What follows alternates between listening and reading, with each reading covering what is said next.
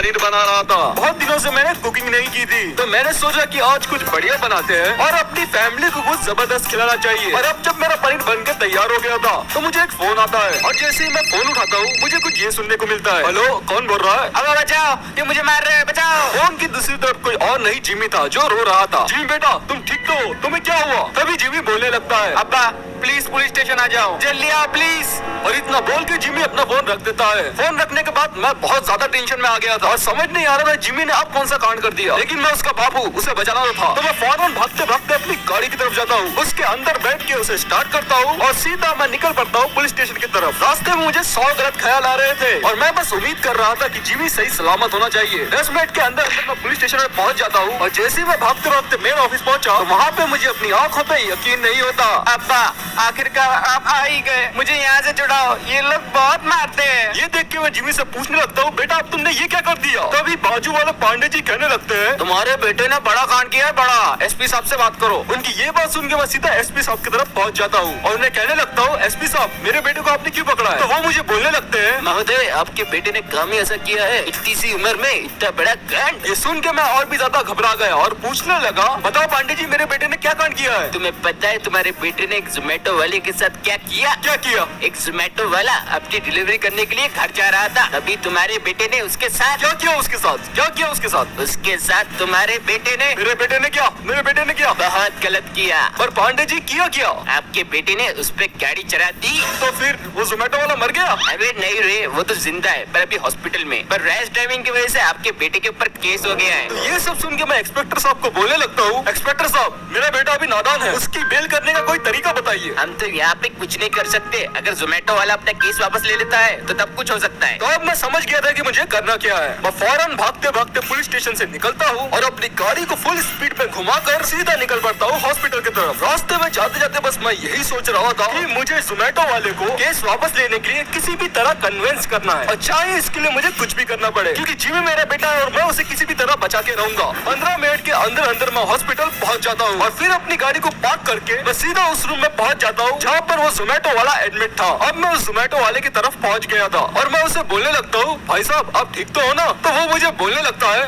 का ठीक, मुझे बहुत दर्द हो रहा है। तो ये सुन के मैं उसे बोलने लगता हूँ, भाई साहब मुझे माफ करना, जिस बंदे ने आपका एक्सीडेंट किया है असल में वो मेरा बेटा है। क्या वो तुम्हारा बेटा है? हाँ आपने सही सुना, वो मेरा बेटा है, प्लीज गुस्सा मत होना। तुम्हारे बेटे ने बहुत गलत किया, अब तो वो जेल में सड़ेगा। ऐसा मत कीजिए सर, अभी मेरा बेटा जवान है, नादान है, लगे तो मैं आपके हॉस्पिटल का पूरा खर्चा उठाऊंगा, और प्लीज मेरे बेटे पे केस मत कीजिए। क्यों ना करूँ तुम्हारे बेटे पे केस? अगर कल मैं डिलीवरी करने नहीं गया तो मेरी नौकरी चले जाएंगी। अब तुम बताओ मेरी जॉब कौन बचाएगा? तुम बचाओगे? जाके जोमेटो में कपड़े पहनोगे? तुम करोगे डिलीवरी धूपों में? अगर तुम कर सकते हो तो बोलो। तो ये सारी बातें सुनने के बाद मैं बोलने लगता हूँ कि मैं अपने बेटे के लिए कुछ भी कर सकता हूँ, और अगर मैं जोमेटो डिलीवरी बॉय बनने के बाद मेरा बेटा बच जाएगा तो मैं इसके लिए तैयार हूँ। तो ठीक है, ये तय रहा, कल पूरा दिन तुम मेरी जॉब करोगे और अस्पताल का खर्चा भी दोगे, और अगर तुम ऐसा करने में सफल हुए तो मैं केस वापस ले लूंगा। तो ये सारी बातें सुनने के बाद मैं उसे ठीक है बोल देता हूँ और फिर मैं हॉस्पिटल से निकल जाता हूँ। हॉस्पिटल से निकलने के बाद मैं वापस पुलिस स्टेशन पहुँच गया था। जिमी को बेल मिल चुकी थी और जोमेटो वाले की शर्त की वजह से उसने अपना केस वापस ले लिया था। चलो तुम लोग अब जा सकते हो, पर जब भी बुलाओ हाजिर देने पहुँच जाना। Okay sir, thank you. और इसके बाद जिमी और मैं अपनी गाड़ी में बैठ जाते हैं और निकल पड़ते हैं घर की तरफ। जिमी बेटा, अगर आइंदा तुमने ऐसी हरकत की तो मैं तुम्हें घर में नजर बंद कर दूंगा। अच्छा ठीक है, पर तुम्हारी गाड़ी के ब्रेक नहीं लग रहे थे पापा। तुम मुझसे जबान लड़ा रहे हो बेटा? सॉरी पापा, मारो मत।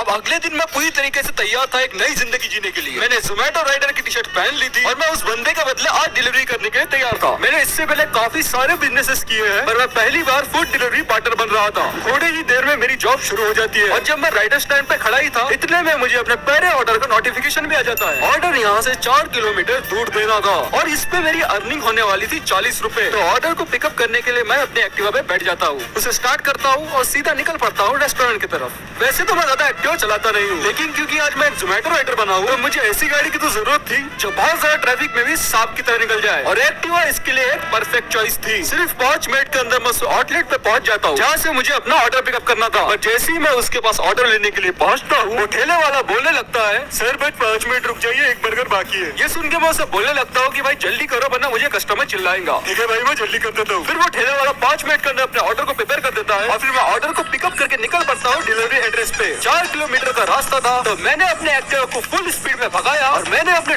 स्किल का यूज करके 4 किलोमीटर का रास्ता 4 मिनट में कंप्लीट कर लिया और अब मैं कस्टमर के घर पे पहुंच गया था। ऑर्डर पिकअप करने के बाद मैं कस्टमर को बोलने लगा सर पार्सल, और जैसे ही कस्टमर बाहर आया उसे अपनी आंखों में यकीन नहीं हुआ। अये आपने मेरा ऑर्डर इतनी जल्दी ला लिए, ये लो, इसलिए मेरी तरफ से 50 रुपए की टिप। और सर रेटिंग दे देना। अरे आपको देख के तो मैं 5 स्टार रेटिंग देगा जी। कस्टमर ने अब रेटिंग और पेमेंट दोनों कर दी थी, तो मैं उन्हें थैंक यू बोलता हूँ और अपने अगले ऑर्डर की तरफ निकल पड़ता हूँ। अगला ऑर्डर तो इस एरिया से सिर्फ 500 मीटर दूर था, तो 1 मिनट के अंदर मैं दूसरे कस्टमर की तरफ पहुँच जाता हूँ। Sir parcel. और भाई थैंक यू, तूने बहुत जल्दी ऑर्डर ला दिया, वरना बिना शेक पिए ही मुझे जिम जाना पड़ता। कोई बात नहीं सर, आपके हुए 230 रूपए। इस ऑर्डर की भी कस्टमर ने पेमेंट कर दी थी और इस ऑर्डर पे मेरी अर्निंग हुई 32 रुपीज। तो अब मैं इन्हें भी थैंक यू बोलता हूँ और अपने नेक्स्ट ऑर्डर की तरफ निकल पड़ता हूँ। अब मैंने 2 ऑर्डर बिना किसी मुसीबत के डिलीवर कर दिए थे। तो अब मैं ये सोच रहा था कि जोमेटो राइडर बनना उतना भी मुश्किल नहीं है, लेकिन मुझे क्या पता था मेरा ये वहम जल्दी ही टूटने वाला है। ओ भाई, अपनी ऑर्डर एक्सेप्ट नहीं कर सकता। और क्या हो गया सर? अरे अपने बच्चों ने गलती से ऑर्डर कर दी है, मोबाइल ही सकते वो लोग, तो इसका मतलब ऑर्डर वापस लेके जाओ। मैंने रेस्टोरेंट को बता दिया था कि ऑर्डर कैंसिल हो चुका है, पर इसके चक्कर में मेरे 30 मिनट वेस्ट हो गए थे। फिर मैं अपने अगले ऑर्डर को डिलीवर करने के निकल पड़ा, पर मेरी प्रॉब्लम तो अब शुरू हुई थी। क्या भैया, मैं तुमको कब से कॉल कर रही हूँ, ऐसे कैसे रफीक खान का घर नहीं मालूम तुमको? लेकिन मैडम रफीक खान मेरा ससुरा नहीं है जो मुझे उसका घर बताऊंगा। आप बड़े बदतमीज है, मैं आपको एक्स्ट्रा की रेटिंग दूंगी। लेकिन मैडम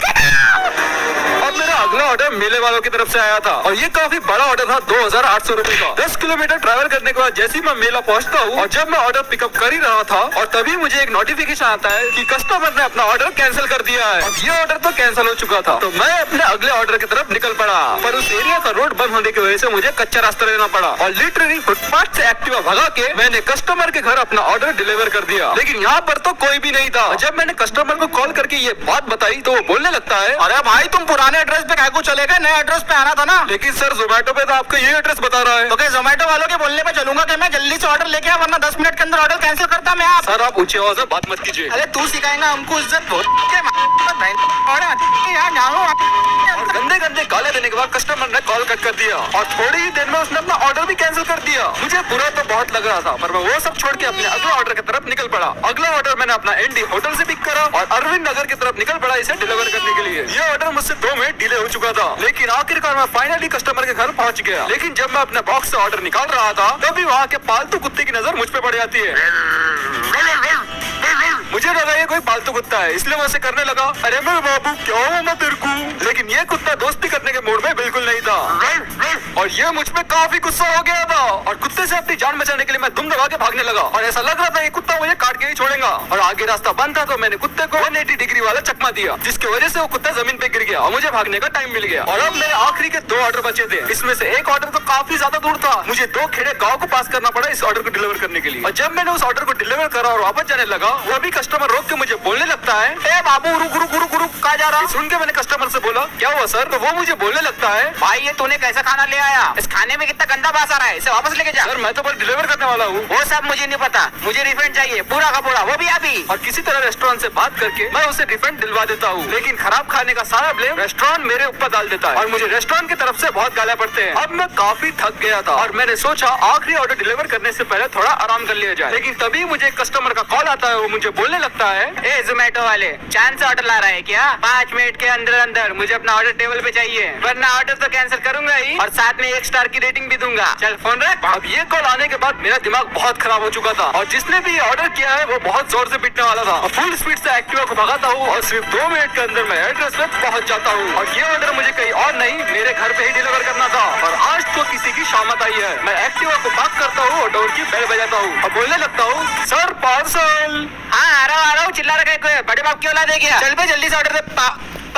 आप डिलीवरी बॉय कब से बन गए पापा? तुझे जेल से बचाने के लिए मैं डिलीवरी बॉय बना और तेरी हरकतें ऐसी है तेरी। पापा नहीं, मेरा वो मतलब नहीं था। तेरा क्या मतलब था मैं समझ गया, तेरी पापा। तो इसी के साथ दोस्तों आज का वीडियो यहीं पे खत्म करते हैं। उम्मीद है आज का वीडियो आपको पसंद आया होगा। अगर पसंद आया तो इस वीडियो पे एक लाइक कर दो, शेयर कर दो, चैनल को पहली बार देख रहे हो तो सब्सक्राइब करना बिल्कुल भी मत भूलना और मैं मिलता हूँ आपसे